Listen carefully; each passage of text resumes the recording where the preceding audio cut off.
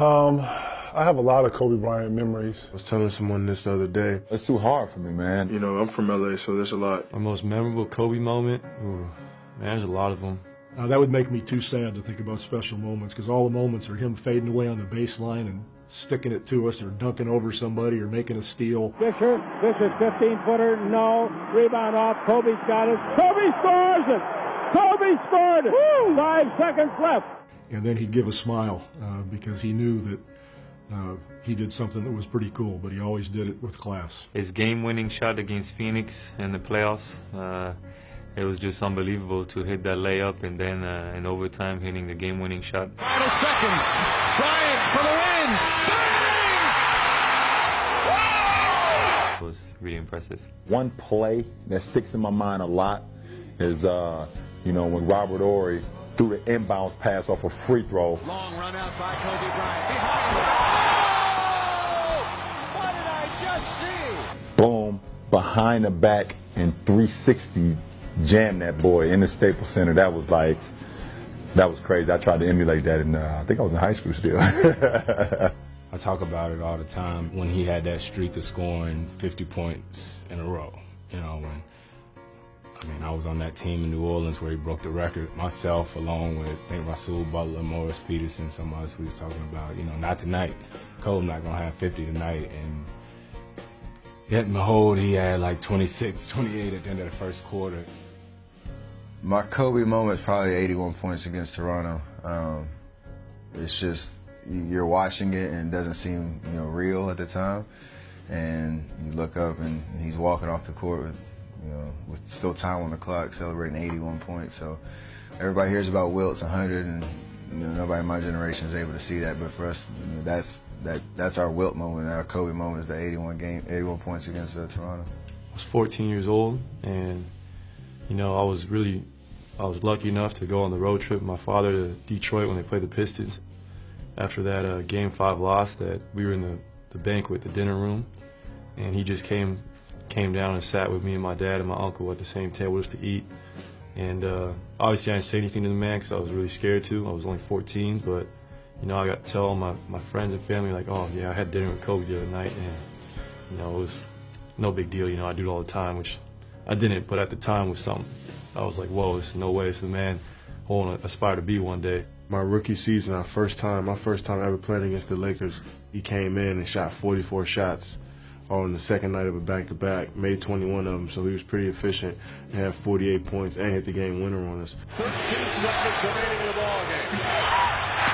Kobe Bryant. It takes a lot for you to shoot that many times, but on a second night of a back-to-back, that just shows relentless effort and energy and just a will to win. I remember watching him in the dunk contest, and you can just see the swagger and confidence that he had at that time as a young man, as a rookie. You just knew he was destined for greatness, and I think he's earned the right for people to have that argument. Is he the best to ever play the game? Whether it's winning championships or scoring 81 or just every single day, you know, me growing up in LA, watching him and obviously some of the great plays that he were capable of, but just his winning ways. I mean, that's what separated him from all the others. You know, he was a killer. He was a beast out there, you know, and that's his legacy right there, and that's a great legacy to remember by. I think it would be the fan part of me just remembering, you know, the big shots that he's made, the growls and the, you know, the intensity that he played with. He's got it. Can he get it off in time on the run off the glass? Did it! He did it again! I really believe he's the Michael Jordan of this generation. So many kids, you know, looked up to Jordan, myself included. Even though the game lost a great in Jordan, you know, we gained a great in Kobe Bryant. I remember one of the games in Boston when the crowd was cheering MVP for him.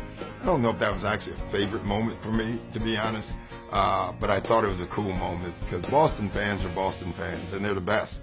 And the fact that they still respected him playing well against us was a neat thing, more for him than me.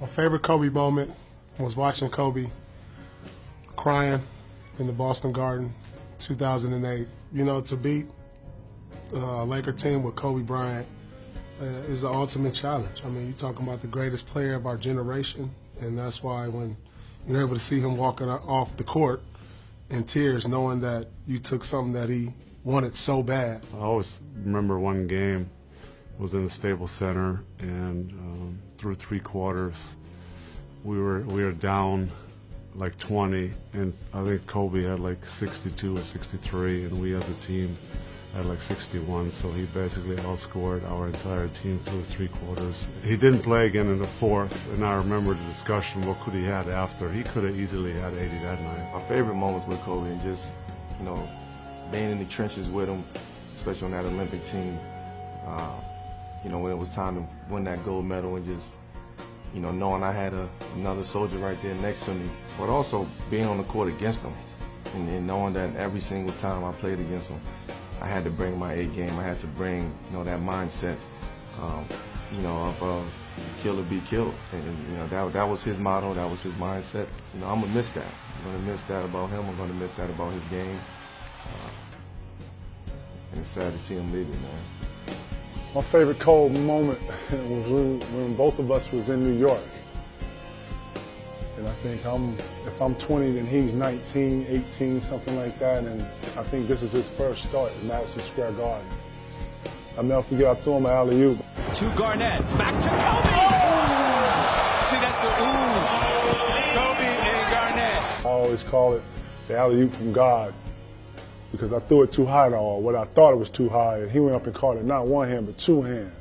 I always like to say Kobe and I have always shared a special relationship, and you know it's nothing but love on this side. And that's real.